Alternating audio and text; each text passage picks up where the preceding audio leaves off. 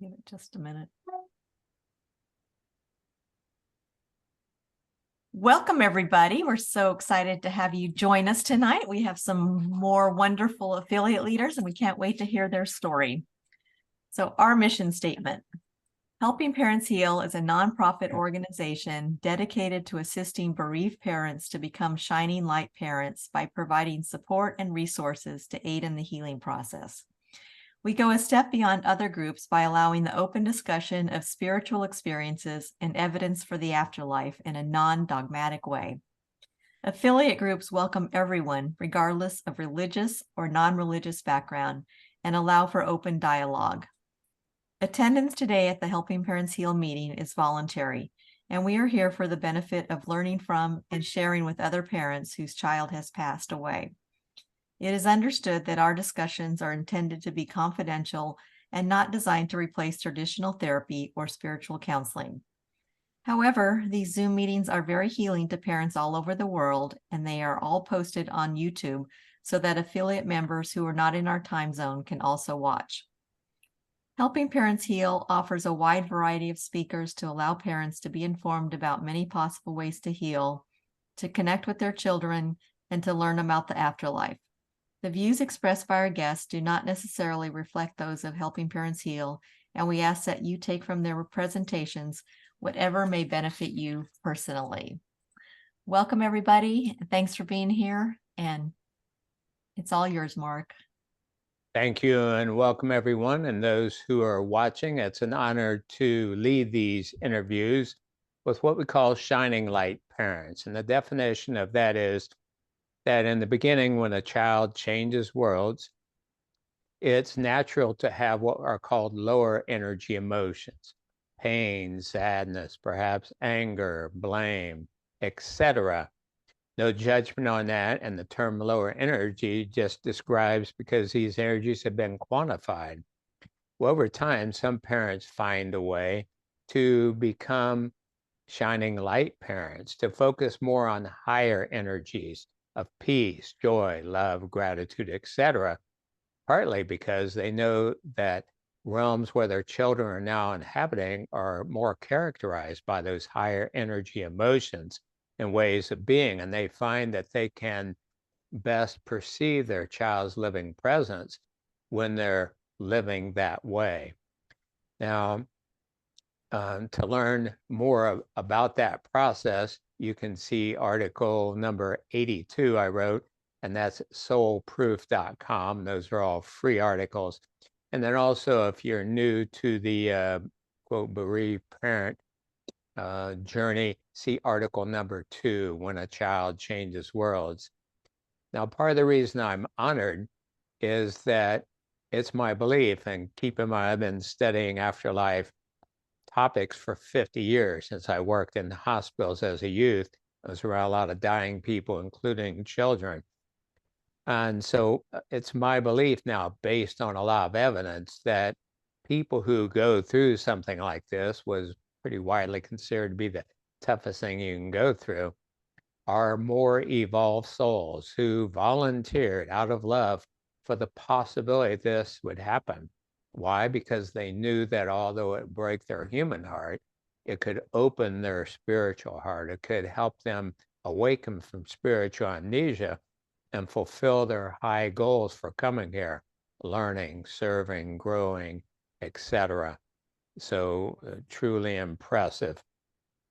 Now, I like to share some ways, some resources. So first of all, if you are watching and want to attend a local group or see if there's one in your area, you can go to helpingparentsheal.org/affiliate leaders and then enter your state and find out. To listen to or to contact caring listeners, go to helpingparentsheal.org/caring listeners. And that's a group of about 35 exemplary parents who have gone through the dark night of the soul and now have the wherewithal to volunteer for free to talk with anyone. They're not trained psychotherapists, but they are trained to listen, to share what worked for them, to talk with you and help you get through this journey. And then finally, to watch YouTube video of this evening's interview and all the other interviews, visit helpingparentsheal.org/YouTube videos/affiliate leader-caring listener videos. That makes it sound like a lot harder than it is to find it. So with that in mind, let's begin. David has volunteered to go first. And share with us, please, David, your Ginger, about Ginger's life and passing. Okay. Actually, I've lost two daughters. I don't know if you knew that, but yeah, Ginger was my first loss. Her actual name was Genevieve, but she went by Ginger for most of her life. Actually chose it herself. A very determined child, red hair, very pretty, and very self-aware and self-determined. I really think, based upon her drawings and some of the things that she used to do, she really knew that she wasn't going to be on this plane for a long time. She died at the age of 20 in a car accident. She was killed by a drunk driver. And at the time, she was going to go visit a friend that was struggling with depression and that kind of thing. So she was always giving of herself. So she didn't have a lot of life experience, but the times that she was around, you knew she was there. When she walked into a room, you knew she was there. Was quiet, but there was just an aura about her that just carried through.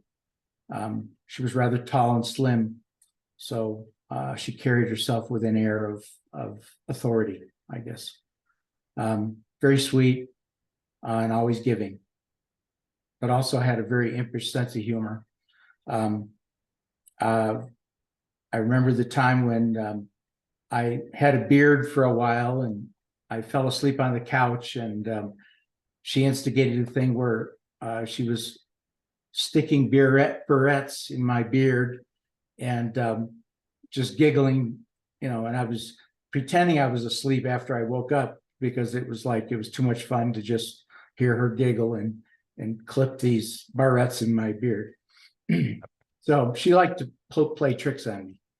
Good. And you had another child pass as well, you say? Yes. My eldest daughter, Tracy, died of a very rare form of bile duct cancer at the age of 42.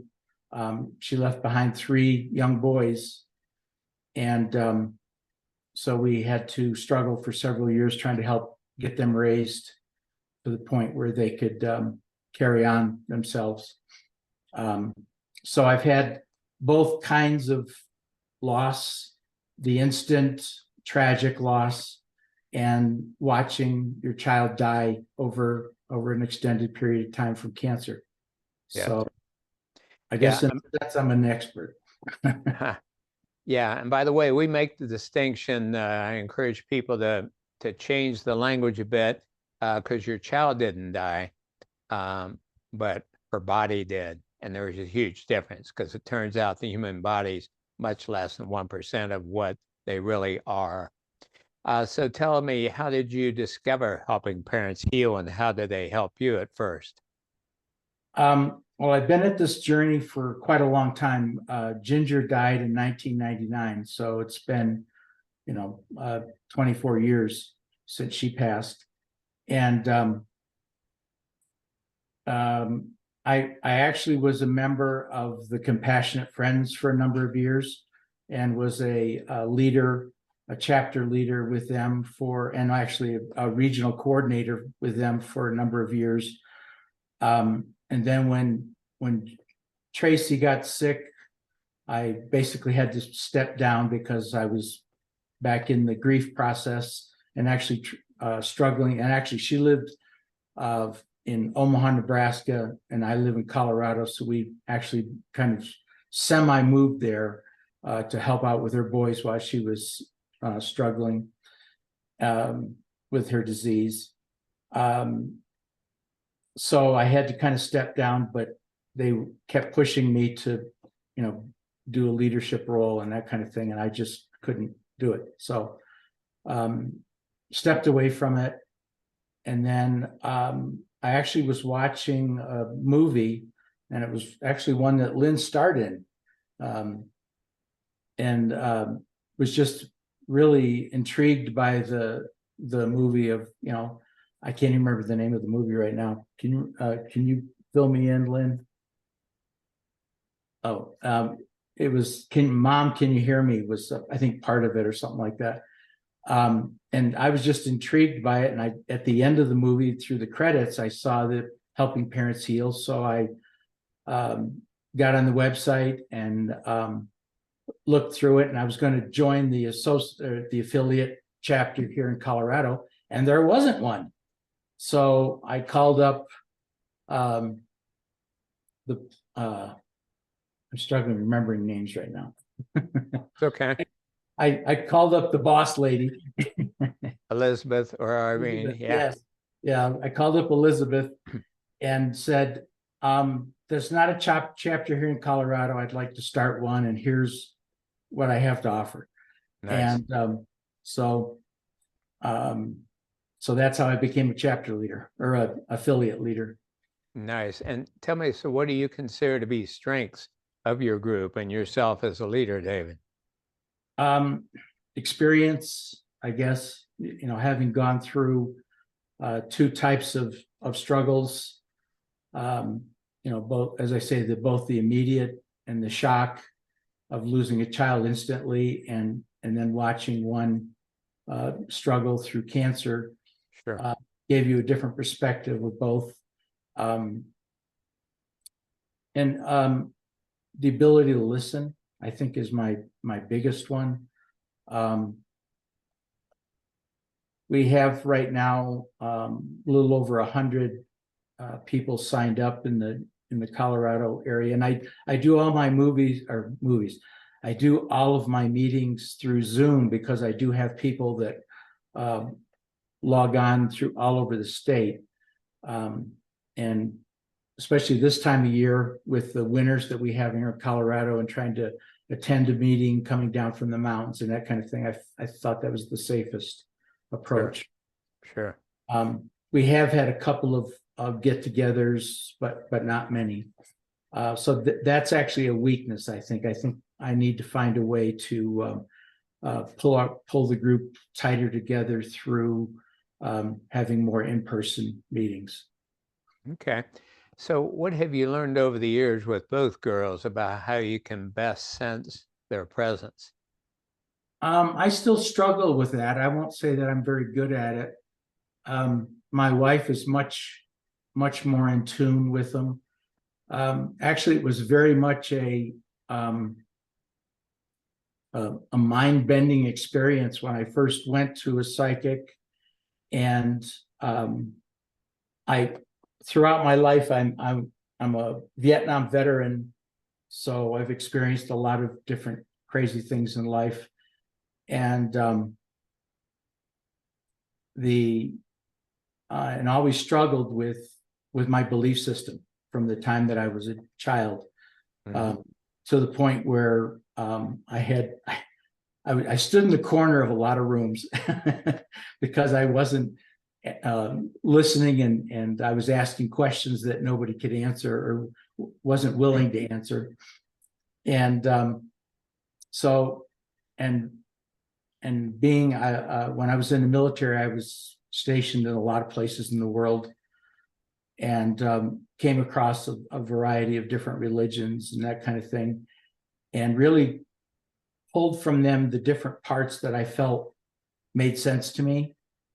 And it really wasn't until I sat with a psychic, and really didn't believe in psychics at the time, but it was one of those things, I needed something, and was grasping at straws pretty much, and went to a psychic and actually lied about what my name was and who I was, so she couldn't look me up and this kind of thing. And the session was mind-bending. It really opened my eyes to a lot of different things, and it felt like I was at home for the first time. Nice. Like I really had touched something that made sense. That was it. It made sense. And I'm a mathematician by training, so it takes a lot for me to make sense. Mhm. So after that successful session, were you able to sense the girls better on your own, or still working on that? I will say it's still a work in progress, but I've had moments when I've had very vivid communication with my daughter.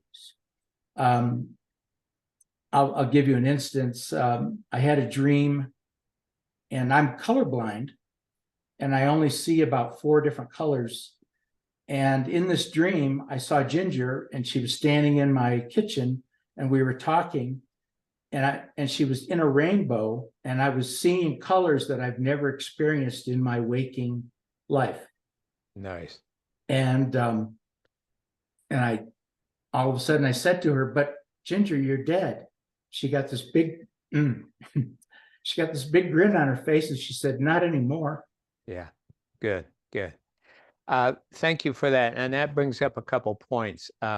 People who, like they were having a little trouble perceiving their loved ones, who are probably right beside them, can read article number 9 called Visiting Your, quote, Departed Loved Ones Now. And it goes through a number of things you can do to increase the probability they'll have a meaningful perception of them. And then also, he just mentioned a dream, what we call dream ADC, after death communication. And you can learn more about ADCs in article number 28. Well, let me ask you, what are 3 things you've learned in your journey since 1999 that you would like to share with other parents who have a child or more or pass? The hardest thing I had to deal with initially was acceptance that they were gone, especially with Ginger's passing, being an immediate thing. It actually took a couple of years to, the first year was just shock and my mind not accepting it. And then the second year was almost harder because it was coming to terms with the reality of it. Yep. And then after that, it was really concentrating on the time that I had with her and the joys that she brought to me when she was here. And then when I feel her around me, it's not strong enough. It's not what I want, but it's better than what I would have experienced had I not gone through this process of awakening. Nicely put. Yeah, so you're describing gratitude, and it's said that gratitude is one of the purest emotions that those who are in the light feel. So again, that puts you and your girls more on that same wavelength. Well, we need to wrap, but where are you on the about the belief that there's a timing and a passing to something as seemingly senseless as a child's death? I think I struggle with that because I'm still angry. Sure. I still fight the anger of losing her the way it happened. Essentially she was murdered because somebody was being ridiculous, or decided to run the red light. Yeah. But and I think, and losing Tracy and just watching the slow decay of her life, I don't know. I still struggle with a lot of those. So sure. Of course. Well, thank you for your honesty on that. And by the way, to you and others, one of the best ways to release anger and other lower energy emotions is to use the holistic breathing technique. And I've presented that to the Helping Parents Heal group. So that's available on a video, and you can find out from Elizabeth or Irene how to watch that. So there is a way to release that so it's not a blockage. Well, thank you very much, David. Very, very helpful. God bless. Thank you. Beverly, you are up next, please, dear, and tell us about your Mason, his life and passing. Yes. Hi, everyone. I'm Beverly, and my son Mason is our oldest child. He was born in 1999. That kind of made my ears perk up when I heard David talking about Ginger. He was born, and he grew up healthy and strong, and just an old soul, definitely from his birth. Just a person that was very naturally positive. He got along with his peers, with older people, younger people, his siblings, very respectful, but more of an old soul and very comfortable in his skin. And he was a joy to raise. Um, he has 4 siblings here, but we had him for 7 years just to himself, just one on one. And I look back and I treasure that special time when he was our one and only. I feel that was definitely a gift. And I'm so grateful for that. Um, like I said, he grew up to be this gentle giant, not only in mind, but body. And we didn't know it at the time, but when he was a senior in high school, he was sick with osteosarcoma, which is a horrible bone cancer. It's the most ancient cancer, and it primarily affects teenagers that are growing rapidly. So this was a complete devastation and out of the blue shock to us. He struggled and he fought for his life, and he really thought that he would recover. But unfortunately, that was not to be. That was not his story. And he transitioned a little less than 2 years after being diagnosed. He transitioned at 19. So it's it's been 5 years. We just passed the 5-year anniversary. And to be honest, it just seems like it happened yesterday. But, his birth transformed me, and also his physical death has transformed me. And so now, he works with me to see new things. Wow, beautiful. You're blowing me away already here, Beverly. And like David describing Ginger as an old soul, evolved, kind, loving, comfortable in his skin. I love the way you put that. So tell me, please, how did you discover Helping Parents Heal? Well, goodness. The co-leader that I first came to be a chapter leader with, we knew each other here in Danville, and our boys knew each other. They played Little League together. Mm. And her son also transitioned from a rare sarcoma, but a soft tissue sarcoma. And so we kind of came together as we realized, our boys had a very similar story. We went to a local crisis center for immediate, within months of transition, just to be with other bereaved parents, because I feel like the people that can help the most in this process are others who experience similar. So we just naturally gravitated towards each other and the crisis group. But we came to find Helping Parents Heal because our sons in spirit were letting us know that they were alive, and they were sending signs, and we were getting visitations and things like that. And we wanted to kind of bring that up in our regular group. And it wasn't open, it wasn't free to have those discussions. And so we kind of branched off from that. That helped at the immediate crisis time, but we kind of outgrew that. And we wanted to find our children and talk about the afterlife and discuss, life after death and, the existence beyond our physical body. And we just naturally found helping parents heal, and we wanted to open a new chapter because there wasn't one. Beautiful. And that's in what town again? We're in Danville, California, about 30 miles outside of San Francisco. Well, it sounds like you have a beautiful group. Yeah, it gets old passing that heavy stone around the circle after a while, doesn't Yes. it? Yes. Yeah, that's one of the things that so many remark they love about helping parents heal, with the focus on the reality of life after death and how to contact the kids. The kids are Yeah, right there. exactly. Beautiful. We So, want to find our child in spirit, and how do we find them? How do we connect? How do we have a new relationship with them? yeah, beautiful. So, what have you learned about how you can sense Masons? Although it sounds like he's making it pretty easy for you. Yes. I would say he's pretty active. He sends signs. He Shortly after he transitioned, I had a visitation dream where he just let me know that he was okay, and he was healthy and healed, and it was very strong.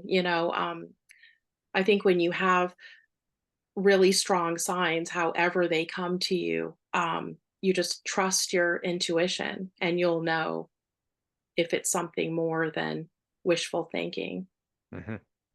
Good. Yeah, well put. And as I mentioned in article number 28, there are what are called evidential dream ADCs, where information was gathered. More than one person had the same dream at the same time, despite living across the continent from each other.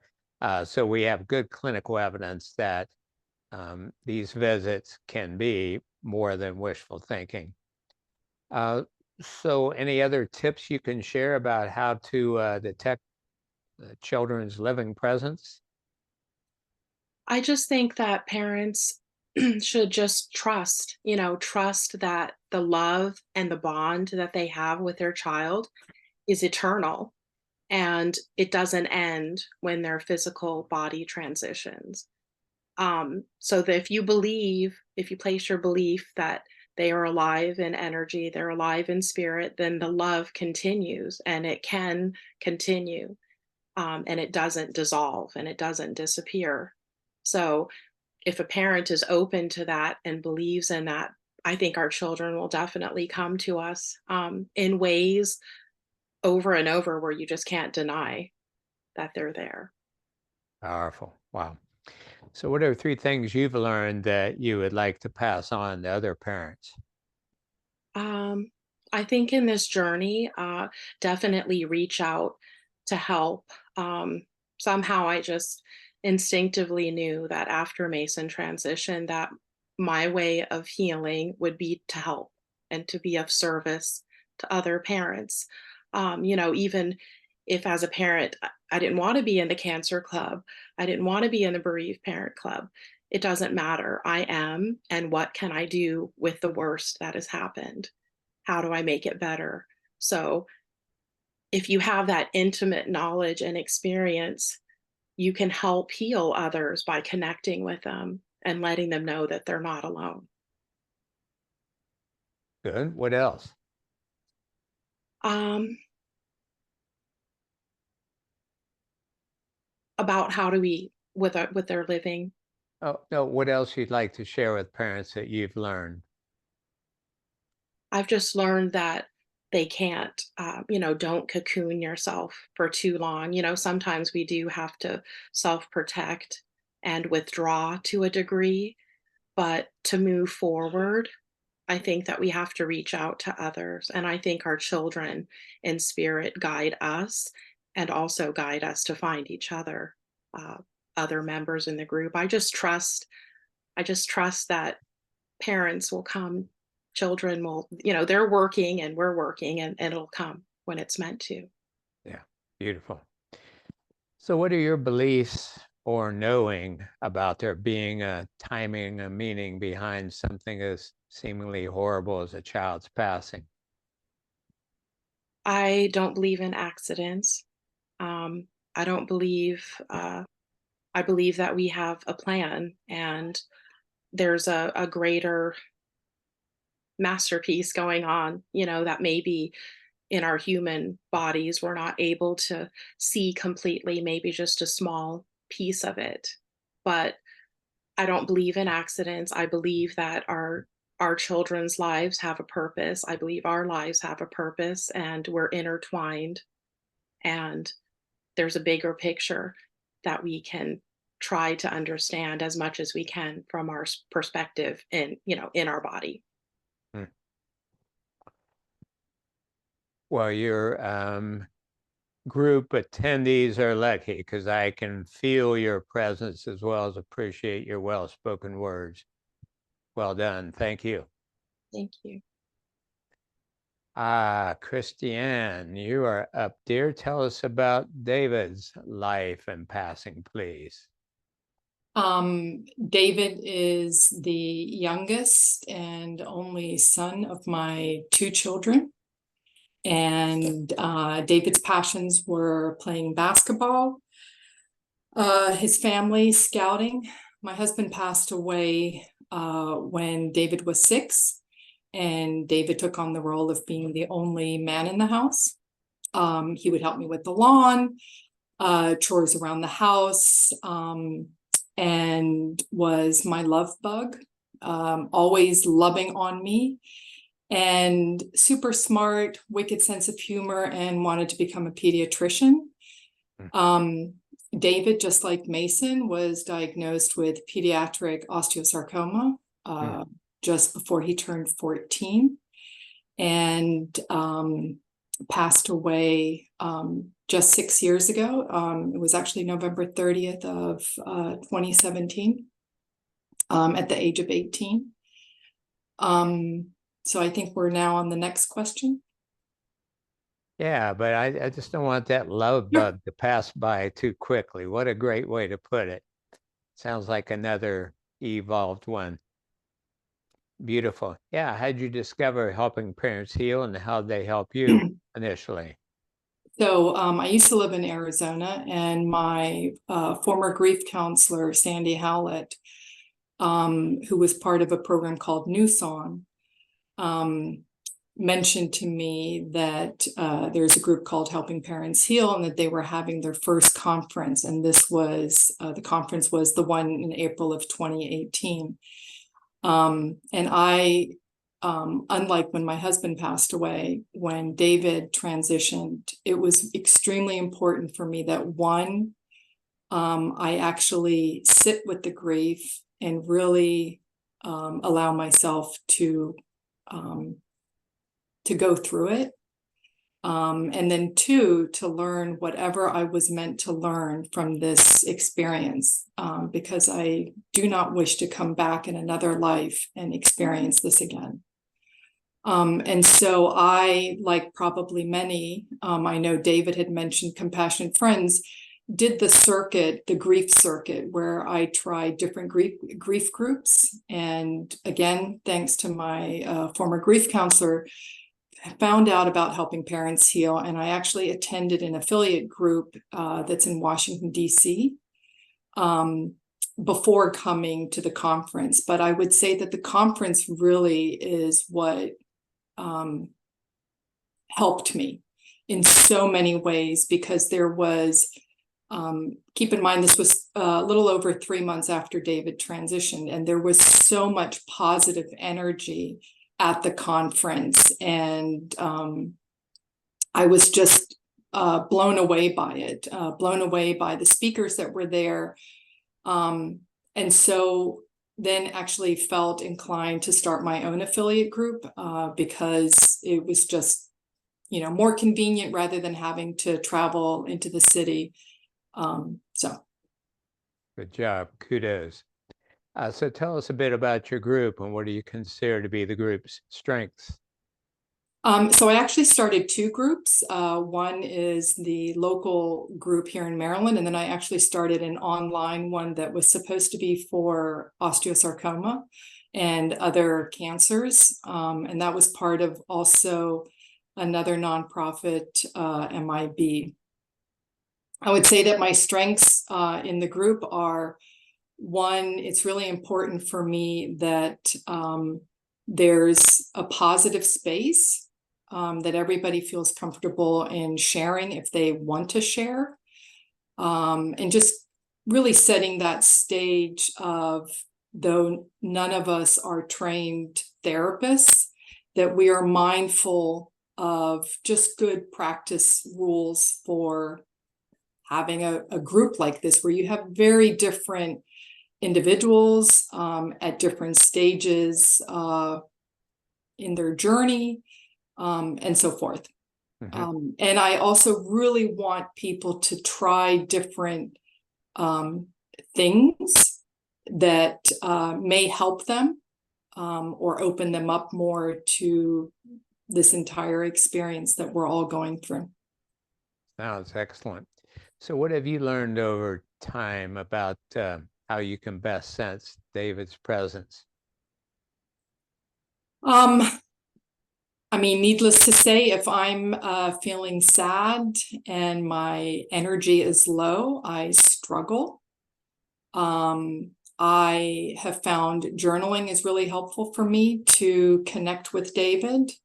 I also really enjoy the weekly Animal of the Week that a medium called Christina Slater puts out on Facebook for just parents.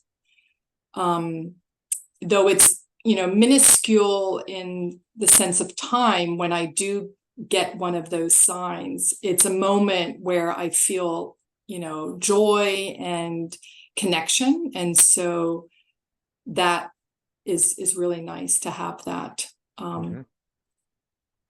And I know he's here with me. Yeah.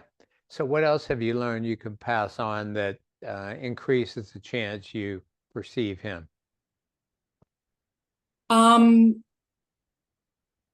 Again, I think you really have to have that mindset. I'm a trained scientist, and again, as others have already stated, you need to believe. You need to, at some point, not think that you're going to have proof, but to just believe that our children are here. They're just not physically in a physical body, and that there is a purpose for them still and a purpose for us. And unfortunately, there is a thin veil that does keep us separate from the way that we would like to be together. Well put. What are 3 things you've learned that you'd like to pass on to other parents? Again, this is my personal belief, but I believe that our children are not dead in the sense that we use that word. I believe that their souls are alive and vibrant. And again, unfortunately, not in the human suit anymore. I also think that we need to focus on the life that they lived here and not on just the day that they transitioned. I think a lot of us make that mistake, and there's so much more to them than that one day. And to try tools, any different types of modalities that could help you shift. May it be journaling, looking for signs, talking to other parents, but just, sound bath healings, meditation, just trying any and everything, because not everything works for everyone the same way, and to be open. Yeah, well put. I can tell you're a scientist. Consider all the variables. Good job. So how about yourself? Where are you on that the spectrum about believing there's a rhyme and a reason, a timing to a child's passing? So I do believe in a soul plan.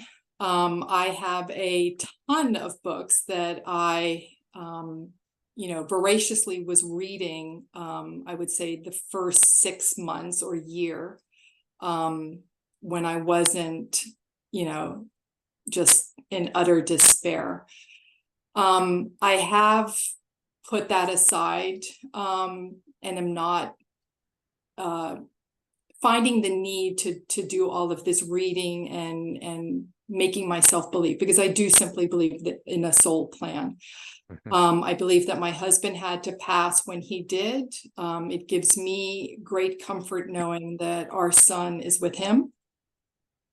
I believe that David transitioned at an early age because he is an old soul and accomplished what he was meant to accomplish when he was here.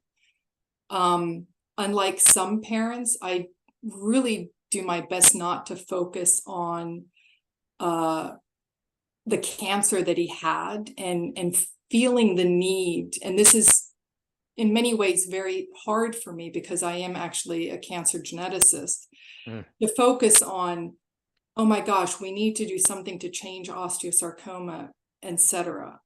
Fortunately, my daughter is doing that, so I don't feel that I need to, but I believe that he would have passed either way. For many reasons, it was osteosarcoma. He was an athlete. He really had to show so much of who he truly was and is by having that type of cancer where he didn't have the use of his leg. He had to walk again. He showed determination. I mean, just so many amazing characteristics that affected so many people. And so again, I believe in the soul plan and believe that there are many reasons why he transitioned early and how it has affected me, my daughter, and many, many, many more people that I will probably never even fully know about. Sure. Well put. Thank you very much. And for those watching who aren't familiar with the concept of soul planning, pre-birth planning, you can see my free article number 25 at soulproof.com. Thank you very much, Christiane. Excellent. Tom and Truco, you are up next, please. And tell us about your beloved Eiley, her life and passing. Honey, you want to go first? Sure. Hi, everyone. Thank you for welcoming us. Tom and I have 3 girls, and Eiley was our youngest. She was 2 years old, and she was literally our miracle baby. I had 2 miscarriages, and we had decided after going through that we would not pursue it further. And of course, the universe had different plans, and you know, when we said we were done trying, Eiley came along into our lives, and we were so overjoyed. And by all means, she was the easiest baby, and you know, she brought joy to our family. Her 2 big sisters just toted on her and adored her, and we were so and are still so blessed that she is a part of our lives. We were on vacation in Las Vegas for our middle daughter's birthday when Eiley started feeling ill. She didn't want to walk. She kept saying, owie tummy. We waited a couple days to see if it would clear. And when it didn't, we rushed over to the Las Vegas emergency hospital and spent a whole day there doing tests after tests. And by the end of the day, they had us in the room and sat us down and told us the results of their tests. And they said that she had hepatoblastoma, which is a liver cancer in young children, and that it had metastasized to her lungs. She was stage 4. Oh my gosh.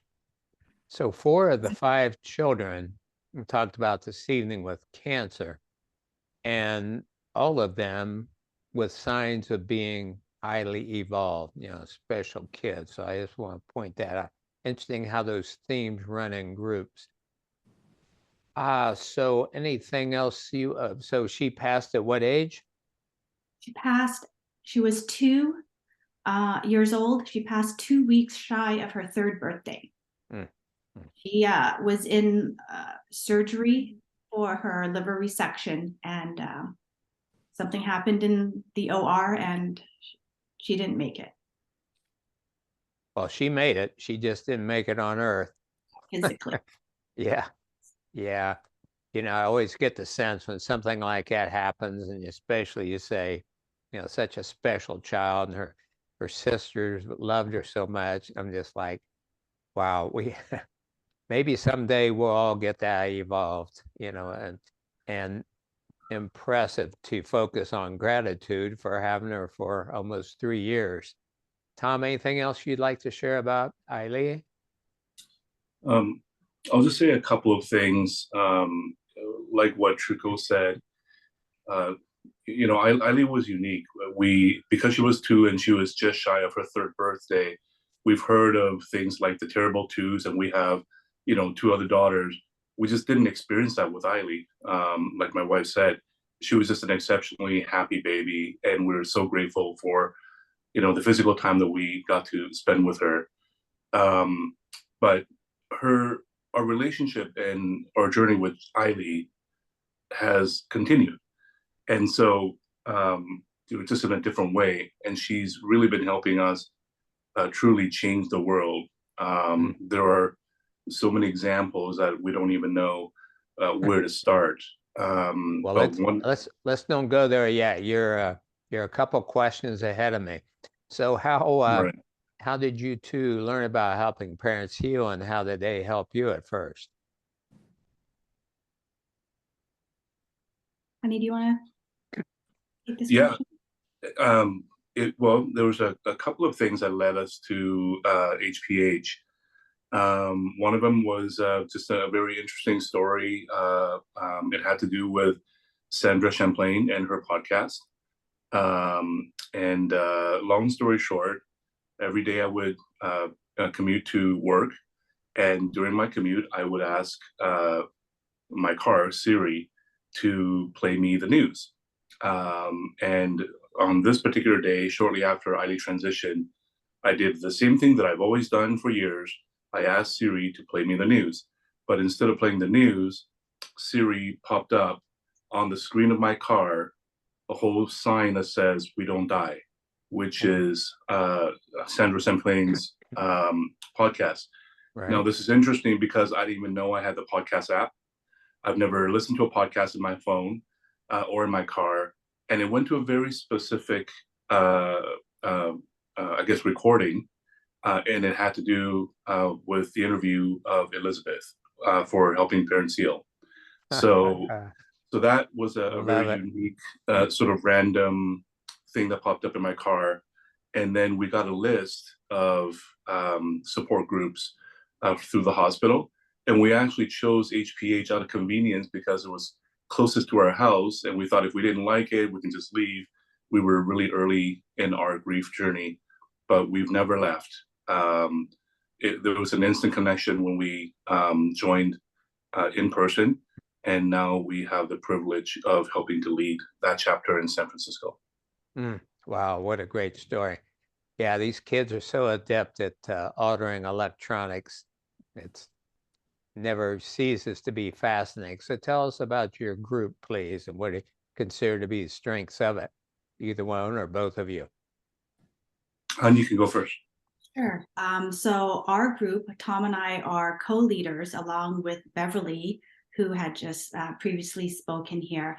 And so among the 3 of us, I really feel that combined, we offer such a vast and different, I guess, knowledge and experiences of grief, and we are at different stages in our grief, and we are able to just be that supportive and just be able to offer our members, different perspectives on how to, I guess, travel on this journey. And really, really appreciative that we have this co-group to lead.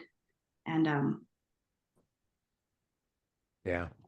Yeah. If you're like most co-group leaders, you love each other and you get so close over time. It's always beautiful to see. Anything you want to share about that, Tom? I will say that I love the way that our group is organized. I think diversity is really important, and the fact that we have three co-leaders, it really helps. And I would come from sort of a practical mindset. I'm good with the technology side of things, and I help coordinate everything, all of our events, and Truco and Beverly really just handle everything else. So there's a good diversity in terms of experiences and backgrounds. And because of that, we're able to do things like our in-person meetings. We also have a Zoom option at the same time, so everyone can attend both ways. So yeah, it's really unique.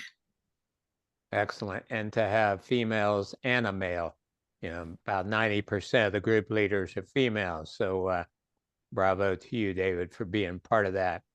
Well, Beverly, you have something you want to share? I just wanted to just say what Tom, I feel one of our strongest assets to our group from day one has been the husbands that show up.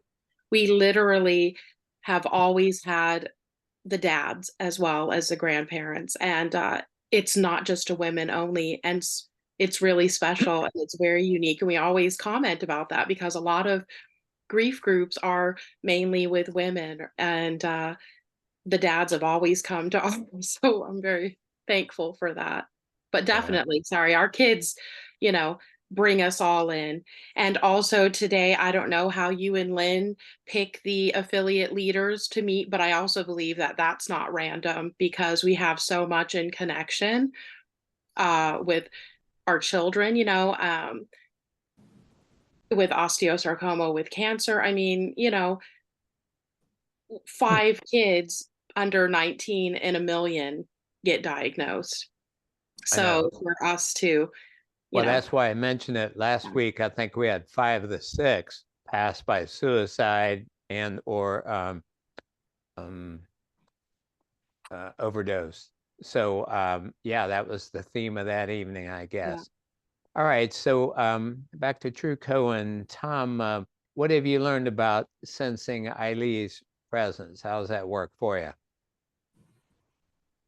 I've learned I've had to really trust myself, and sometimes that voice in my head that is telling me one thing and my heart is, feeling something else. I have to stop myself from not believing, and it's a process. It's gotten easier, but you have to really have your heart open to things that are unexplainable, because not everything that is unexplainable isn't true.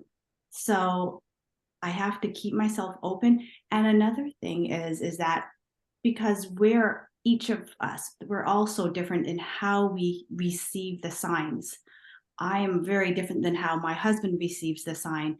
And I have to, and it's an interesting dynamic because at first, when my husband would receive the signs and I would internally ask myself, well, why didn't I get it? Or how come I can't receive it the way he did?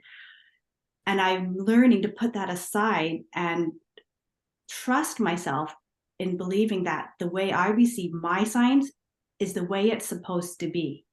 And it's not supposed to be like Tom's. And it's not a competition, quote unquote.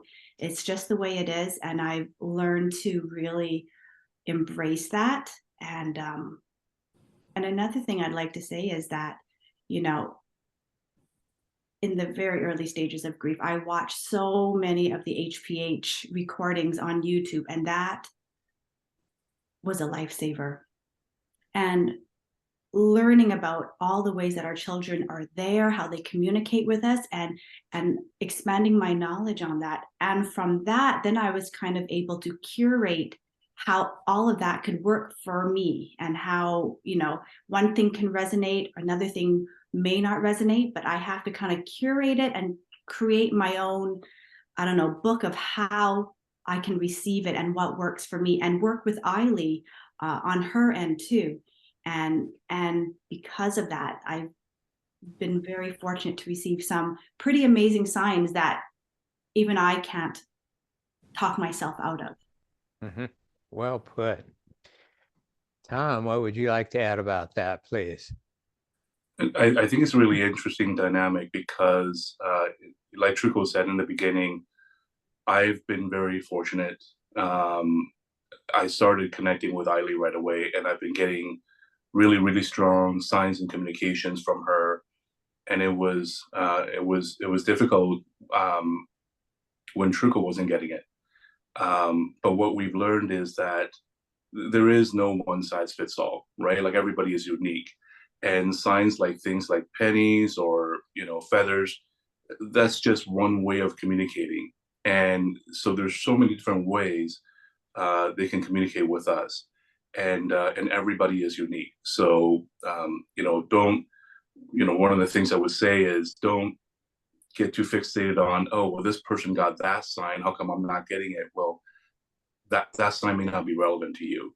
And in fact, we're getting so many signs these days, and so frequently, we don't even call them signs anymore. These are just regular everyday communication. And we just interact with her every day like we used to, but just in a slightly different format. Good way to put it. Yeah, the new normal. So what have you two learned that you'd like to share with other parents?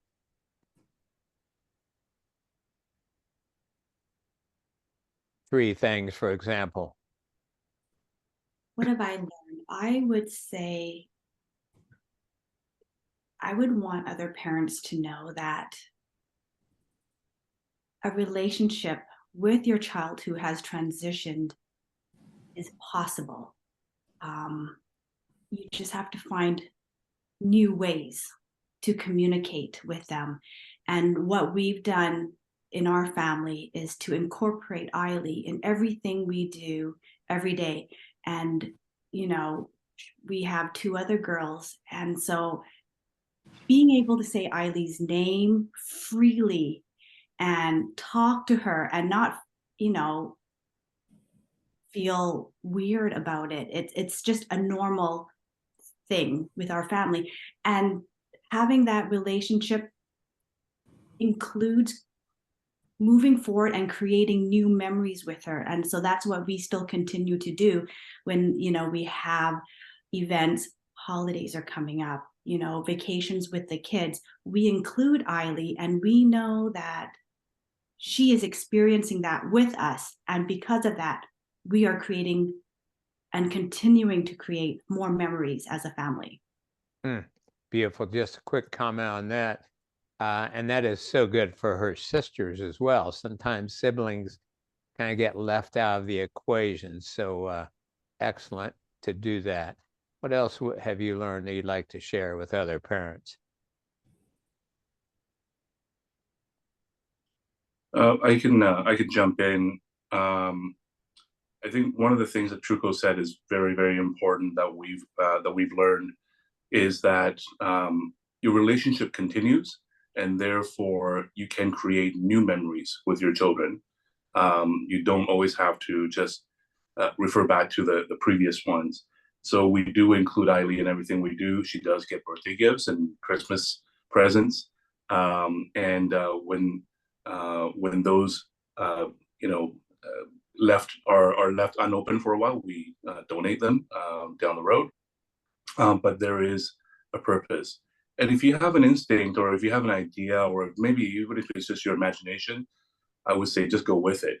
Right now I have this odd sense, because I am traveling, I'm in a hotel room, but I have this odd sense that Eiley's actually in the other room watching cartoon, and she is with me. And I really believe that they can be wherever you are, and they're always with you. I think the last thing I learned is, I don't know how to phrase this properly, but I think there's sort of like these two reasons of why they transition. you have your or at least two. So you have your physical reason, and you have your spiritual reason. Right. And as humans, we often get fixated on the physical reason, whether it's suicide or overdose or cancer. But there's also the spiritual reason, and that speaks to whether it's a plan or an intention. So not to focus too much on the physical reason, because there's always more than one. So be patient with the other one. So wise. Yeah, and some languages recognize that. Aramaic, for example, had 3 levels of meaning: the literal, and then all the metaphorical, and the spiritual or energetic. But sometimes that doesn't come through in the English. Anything else, Truco, you'd like to share about that? Anything else you'd like to pass on to other parents? You mentioned a term earlier in the introduction, and it kind of stuck with me. You said spiritual heart. And I love that, because after Eiley transitioned, I was on this quest to find out what happened, where she is, because she can't not be anywhere. She has to be somewhere. And I mean, we're not going to deny how hard it is as parents, and the physical grief that you feel. But if you are able to keep your heart open and really feel that her transition jump-started my spiritual heart, is what I want to say, because everything turned. My priorities, just how I want to spend the rest of my life, what type of mother I want to be for my 2 girls that are here with us physically. And so, because of her sacrifice physically, she was able to bless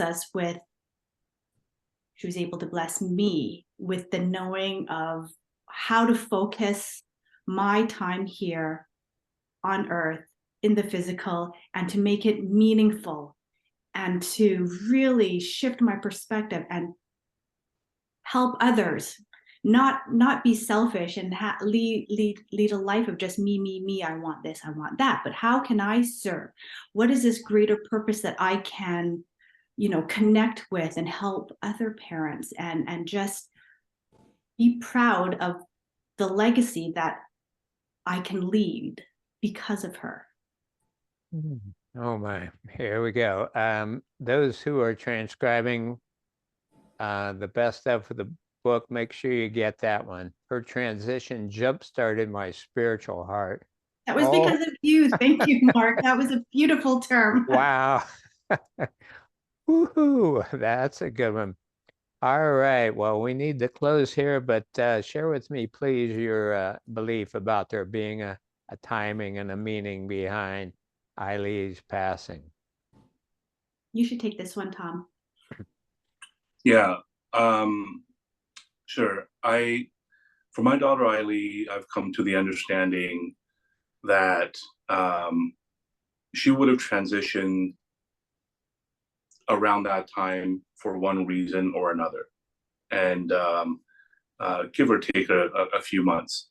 And I've come to the understanding, because she's communicated to me that was her intention, and I think that word is really, really powerful. Quite often I hear of the word plan, but that wasn't the impression that I got from her. The impression that I got from her was that she had an intention.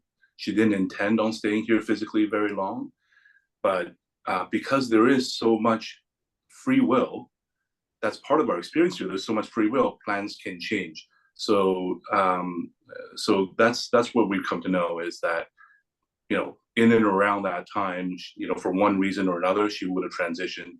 That was her intent, and the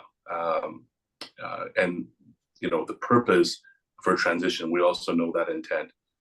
So call it a plan, call it an intention.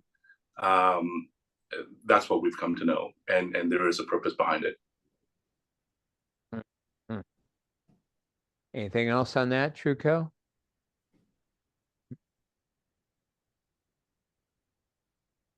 Tom was really convinced that Eiley, as soon as she was born, he had this intuition, he had this feeling that she wasn't meant to stay very long. And he had never shared that with me until after she transitioned. My take is there is a purpose. There is a purpose for her. She continues to learn and teach on the other side. And there's a purpose for us. And what we do with that and how we go forward with you know, our new purpose in life is what keeps us going. One last thing, because the relationship and the communication continues, that also means that we continue to be her parents. So we are still teaching her things. She's still learning, and she can't have all the cookies she wants. Well, beautiful, you both. What a lovely couple. Very impressive. And to all of our group leaders this evening, thank you so much. Truly, anything I say about how touched and impressed I am would fall short. And I just stand in awe of all of you, what you've gone through, what you're doing, you know, the roles you've chosen, volunteered for out of love. Thank you, thank you, thank you. Lynn. Like Mark said, we continue to be in awe, and you guys are amazing. And Beverly, I just randomly pick these, whoever's going to be on that night, whoever happens to answer me at that time. And I don't know, it usually just falls into place the way it's supposed to. So, and apparently tonight it did. So thank you all for being here tonight, and we love you. And thanks for being part of HPH and all you do for our parents. Yeah, and those who watch this video, I recommend you watch it at least twice. There's so much gold in this, so much you won't get one time through. Put it to use. Know that HPH has so many resources. If you need anything at all, reach out. We're there for you. God bless. Everyone, take care. Thank you, everybody. Thank you. Thank you.